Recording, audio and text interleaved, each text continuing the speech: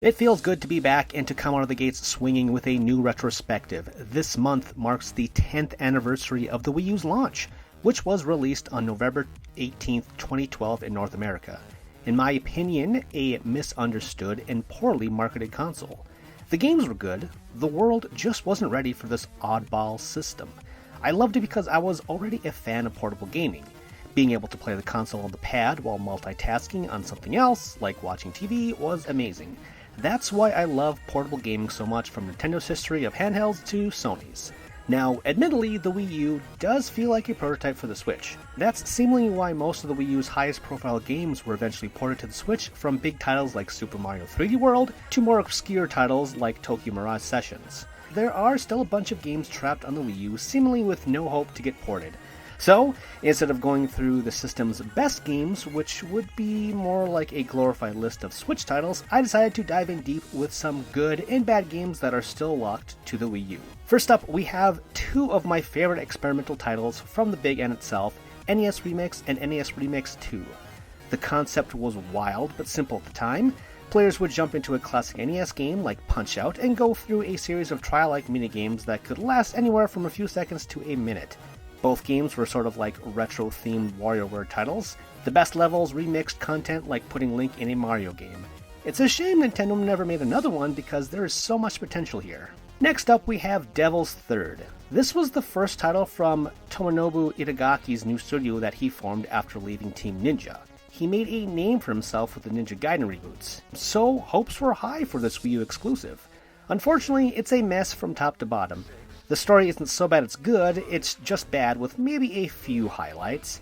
The gameplay mechanics didn't have a good flow to them, it was ugly, and there were technical glitches aplenty. It's hard to find it physically now because not many copies were printed. Moving on, we have Star Fox Zero, which is not the best entry in the series. Part of the reason why it was held back was that Nintendo forced players to use motion controls using the pad. The game itself, past the poor controls, is good. It's nothing revolutionary for a Star Fox game, but it is still fun despite the motion problems. Next, we have Kirby and the Rainbow Curse, which is one of the most gorgeous games on the system. Everything in the game is made out of clay, or at least looks that way.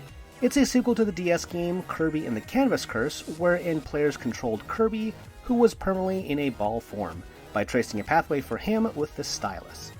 That's the gameplay for this game as well, which worked even better given the bigger screen on the Wii U's pad. It's not as fun as a standard Kirby game that allows you to change into cool costumes, but again, it's just so good looking. Here we have Nintendo Land, which was not quite the knockout hit as Nintendo probably hoped it would be, akin to Wii Play or Wii Sports on the Wii. It's a collection of minigames like those two titles, but every one of them is themed around a Nintendo property. For example, there is a toy car racing segment with F-Zero as the helm, and a Metroid-inspired shooter. The quality of each game varies, but overall I had a blast playing with friends.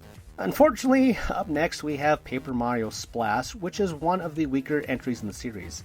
Between this and Paper Mario Sticker Star, it's hard to choose which game is worse. This game was no longer an RPG in the traditional sense and made battles feel ultimately pointless. Nothing felt inspired about the story or overall design either. It was like Nintendo was forced to throw something together in fear they would lose the Paper Mario license, like how some companies rush movies out the door. As bad as Mario Color Paper Splash, or whatever the hell it's called, is, thankfully the series pulled itself back out of the hole with Paper Mario the Origami King on Switch. And here we have the two Zelda games that fans have been teased with rumors about for years on the Switch. It's incredible that these HD remasters of the Wind Waker and Twilight Princess have yet to be re-released. It's a matter of when and not if, presumably, but since Tears of the Kingdom got delayed out of 2022, this would have been the perfect year to re-release them. Personally, I think Twilight Princess is not a good game, and all I want is the Wind Waker. But I know there are fans, so, crossing my fingers for both of them to eventually make it to the Switch. Next up, we have Xenoblade Chronicles X, and it was the next entry after the original on Wii. It went in an odd direction, allowing players to customize their characters into a mute body. The combat was similar, but a bit more confusing. It was harder, though, because the zoning didn't make much sense. It was easy to run into enemies much stronger than you on the way to a main quest or side quest. Trying to find out where objectives were was also troubling because the navigation was less than helpful. There were mechs to ride around in, but they were locked away in the back half, making the journey arduous to get to them. The multiplayer aspects were interesting too, and it seems like Monolith Soft had some solid ideas for an MMO, but Xenoblade Chronicles X was perhaps held back a bit on Wii U and just had a messy execution. Now, here are 3 games worth giving an honorable mention to before we wrap up here. Splatoon is stuck on the Wii U, although the sequels are on Switch, so that's basically the same experience anyway, making a remaster of the first one pointless. The same is true for the first Super Mario Maker. Also, Super Smash Bros. For Wii is not worth porting since Ultimate is just bursting with that game's content anyway. Those 3 games were all great on Wii U and made the system better, but they probably should just stay there as exclusives since their sequels, again, are just so much more robust. And that's about it!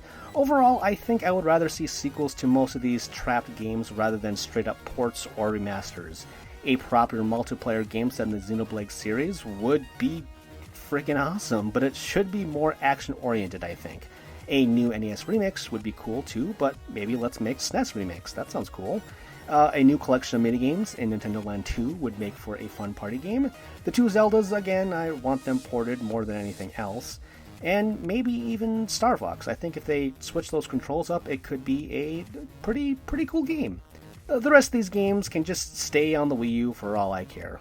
That sounds like a sour note to end on, but again, I truly did love the Wii U, even with all of its flaws in both hardware and software.